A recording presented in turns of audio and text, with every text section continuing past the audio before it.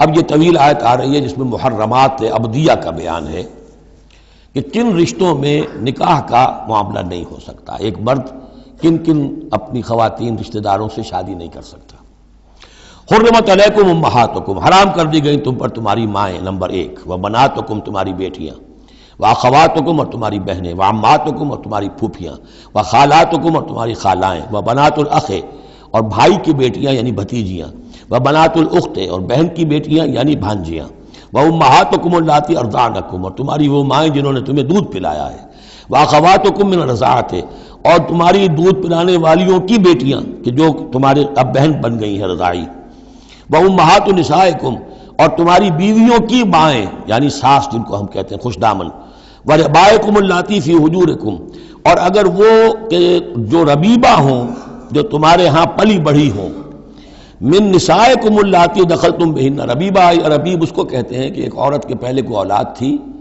آپ نے ان سے شادی کی ہے تو وہ اولاد بھی ساتھ لے آئی ہے، اب وہ آپ کی بیٹے بیٹیاں ہی ہو گئی آپ کی، لیکن وہ آپ کے حقیقی بیٹے بیٹیاں نہیں، ربیب کہلاتے، ربیب اور ربیبہ، تو وہ ربیب اور ربیبہ بھی حرام ہیں اگر اس جو ماں ہے اس کے ساتھ مقاربت کی ہو، اگر اس کے ساتھ تعلق زن و شہ ہوا ہے تو پھر وہ ربیبہ جو ہے بچی جو آئی تھی اس کے ساتھ وہ بھی حرام ہو گئی، لیکن اگر کسی وجہ سے بغیر اس کے کہ ان کے ساتھ کوئی جنسی تعلق ہو، طلاق ہو جائے تو پھر اس ربیبہ کے ساتھ نکاح ہو سکتا ہے۔ وَرَبَائِبُكُمُ اللَّاتِي فِي حُجُورِكُم مِّن نِّسَائِكُمُ اللَّاتِي دَخَلْتُم بِهِنَّ، جن سے تم نے صحبت کی ہو، ان کی جو بیٹیاں ہیں سابقہ شوہروں سے وہ حرام ہیں، فَإِن لَّمْ تَكُونُوا دَخَلْتُم بِهِنَّ، اور اگر تم نے ان سے صحبت نہ کی ہو، فَلَا جُنَاحَ عَلَيْكُمْ، تو پھر کوئی حرج نہیں ہے۔ وَحَلَائِلُ أَبْنَائِكُمْ، اور تمہارے بیٹوں کی عورتیں یعنی بیٹوں کی بیویاں، بہو جن کو ہم کہتے ہیں، تمہاری بہویں، الَّذِينَ مِنْ أَصْلَابِكُمْ، لیکن بیٹے وہ جو تمہارے اپنے صلب سے ہوں، اپنے صلبی بیٹے، منہ بولے بیٹے کا معاملہ نہیں ہے۔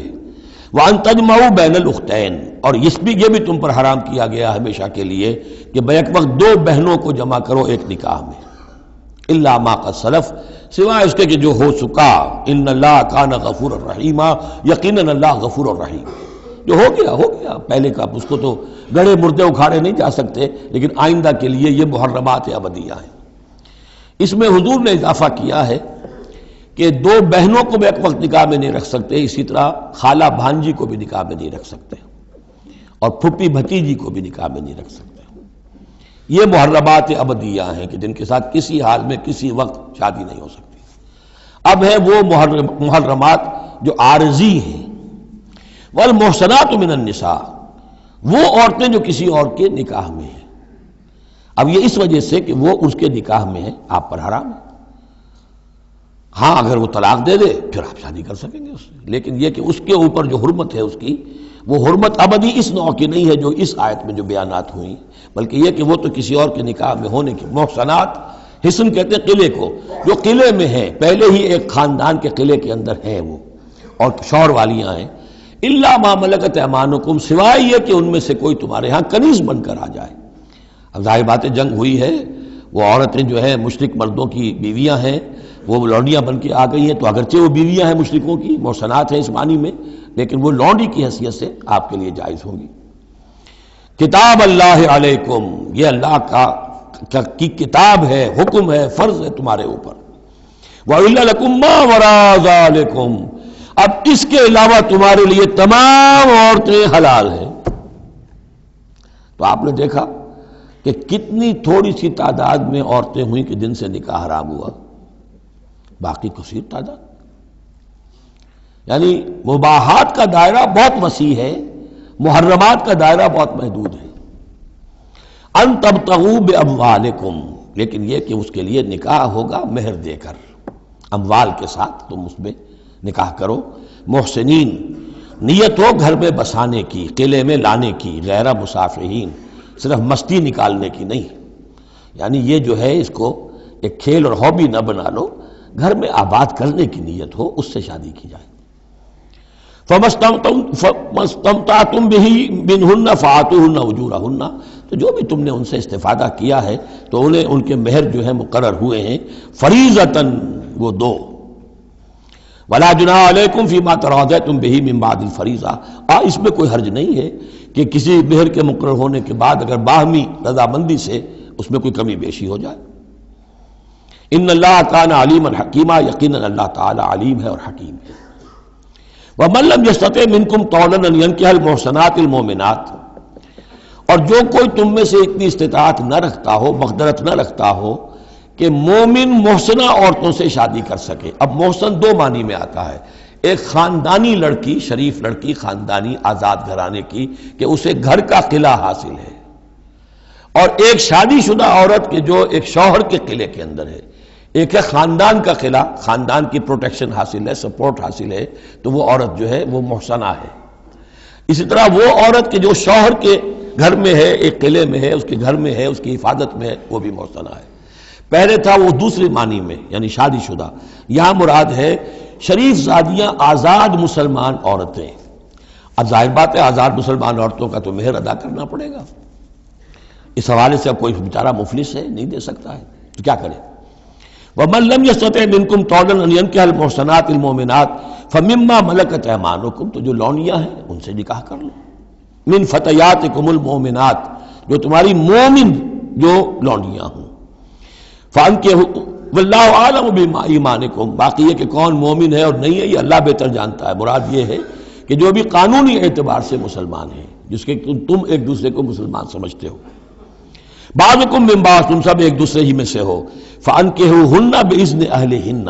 تو ان سے تم نکاح کرو ان کے مالکوں کی اجازت سے۔ اب ظاہر بات ہے وہ لونڈی ہے زید کی، تو زید اس سے جنسی تعلق قائم کر سکتا ہے، لیکن یہاں اب ایک شخص اس سے اجازت لے رہا ہے کہ میں آپ کی اس لونڈی سے نکاح کرنا چاہتا ہوں۔ اگر اجازت دے دی، اب زید کا تعلق منقطع ہو جائے گا، اب وہ اس لونڈی اس کی اس اعتبار سے اس کے کام میں نہیں آ سکتی، بلکہ وہ اب منقوہ ہو جائے گی ایک مسلمان کی۔ اس لیے بے اذن اہلہن، اور اس میں پیش نظر رکھیے کہ ایک معاشرہ تھا، بالفعل یہ شکلیں تھیں، یہ نہیں کہا جا رہا یہ شکلیں پیدا کرو۔ اصل بات کیا ہے کہ جو معاشرہ تھا جس میں کہ قرآن نے اصلاح کا عمل شروع کیا ہے، تو اس میں کیا کیا صورتحال تھی، کس کس اعتبار سے اس میں بہتری پیدا کی گئی تدریجاً۔ فَانكِحُوهُنَّ بِإِذْنِ أَهْلِهِنَّ وَآتُوهُنَّ أُجُورَهُنَّ بِالْمَعْرُوفِ، انہیں بھی ان کے جو مہر ہیں تھوڑے ہوں گے، وہ دو معروف طریقے پر دو۔ محصنات غیر مصافحات، ان سے بھی جو تعلق ہے یہ نکاح کا ہوگا تو نیت ہونی چاہیے گھر میں بسانے کی، محض مستی نکالنے کی اور شہوت رانی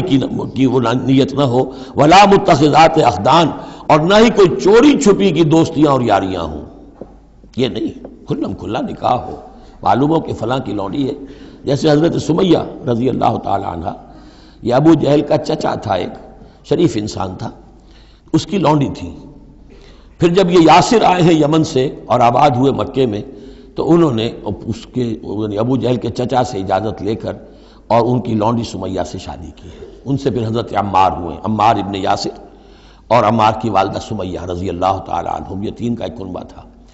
وہ شریف آدمی مر گیا تو پھر ابو جہل جو ہے اس کو اختیار ہو گیا ان پر، اس نے پھر جو پرسیکیوٹ کیا ہے وہ آپ کو معلوم ہے۔ اس خاندان کو بدترین جو ایذائیں دی گئی ہیں وہ اس خاندان کو دی گئی۔ فَإِذَا أُحْصِنَّ، پھر جب وہ قید نکاح میں آ جائیں، فَإِنْ أَتَيْنَ بِفَاحِشَةٍ، پھر اگر وہ کوئی غلط کام کریں، اگر کوئی وہ جو ہے بے حیائی کا کام کریں، فَعَلَيْهِنَّ نِصْفُ مَا عَلَى الْمُحْصَنَاتِ، تو انہیں آدھی سزا دی جائے گی اس کی کہ جو شادی شدوں کو دی جائے گی۔ اب یہ جو ہے چونکہ ابتدائی احکامات ہیں، ابھی تک تو رجم کا حکم آیا ہی نہیں ہے، ابھی تک 100 کوڑوں کا حکم بھی نہیں آیا ہے،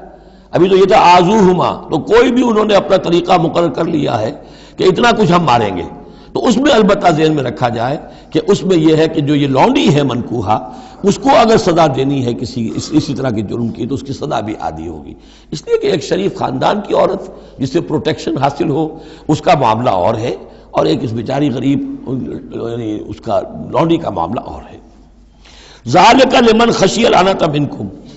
یہ رعایت بھی کہ مسلمان لونڈیوں سے نکاح کر لو، یہ بھی تمہارے لیے، تم میں سے ان لوگوں کے لیے ہے کہ جنہیں اندیشہ ہو فتنے میں پڑنے کا، جو اپنی شہوت اور جنسی جذبے کو روک نہ سکتے ہو، کہ اگر ان کے لیے نکاح کی کوئی شکل نہیں بنتی ہے تو ہو نہ جائے کہ کہیں کسی غلط کام میں وہ ملوث ہو جائیں، ورنہ یہ کہ وان تصبروا، اگر تم صبر کرو، تو چونکہ عام طور پر جو باندیاں تھیں ان کا کردار اونچا نہیں تھا اس معاشرے میں، تو بہتر یہ ہے کہ ان سے نکاح کرنے سے تم بچو اور تعفف کرو، اس میں بہتری ہے۔ وان تصبروا خیر لکم، اور اگر تم صبر کرو تو یہ تمہارے حق میں بہتر ہے۔ واللہ غفور الرحیم، اللہ غفور الرحیم ہے۔ یرید اللہ لیبین لکم، اب یہ چونکہ کچھ احکام آ رہے ہیں تو ایک فلسفے کی باتیں آ رہی ہیں اب چند۔ بسا اوقات ایسا ہوتا ہے کہ احکام کو انسان اپنے اوپر بوجھ سمجھنے لگتا ہے، یہ کرو یہ نہ کرو، یہ کرو یہ نہ کرو، تو آدمی کی طبیعت ہے، فطرت ہے، یہ بات سے محسوس کرتا ہے۔ بلکہ عیسائی تو میں نے ایک مرتبہ 1970 میں تقریر سنی تھی، کرسمس گزاری تھی لندن میں، تو انہوں نے کہا تھا کہ شریعت لعنت ہے۔ خواہ ایک انسان کو یہ حرام ہے، یہ حرام ہے، یہ حرام ہے، رک نہیں سکا ہے، اب دل اس کا میلا ہو جائے گا، گلٹی کانشنس ہو جائے گا، گلٹی کانشنس سے اس کے اندر جو ہے وہ نیگیٹو سائیکالوجی ڈیولپ ہونی شروع ہو جائے گی۔ یہ ساری گندگی کہاں سے پیدا ہوئی کہ آپ نے حرام حلال کا فلسفہ چھیڑ، سب حلال کرو، چھٹی ہو جائے گی۔